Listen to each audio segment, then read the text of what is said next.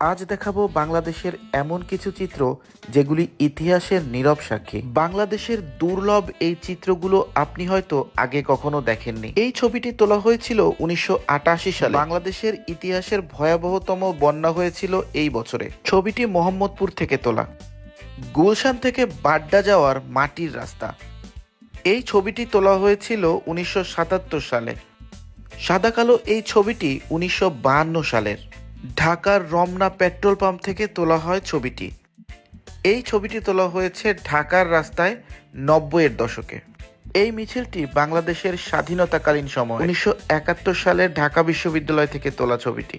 এই ছবিটি তোলা হয়েছে 60-এর দশকে। ছবিটি ঢাকার মিরপুর রোড থেকে তোলা। তখনকার দিনে ঢাকায় অল্প সংখ্যক বাস চলাচল করত। এই ছবিটি 60-এর দশকের। পুরান ঢাকা এলাকা থেকে তোলা হয়েছে ছবিটি। এই ছবিটি তোলা হয়েছে ঢাকার একটি স্টুডিওতে আনুমানিক 1955 সালে। প্রতিটি ভিডিওই রিয়েল ছবিকে এআই দিয়ে কনভার্ট করা হয়েছে।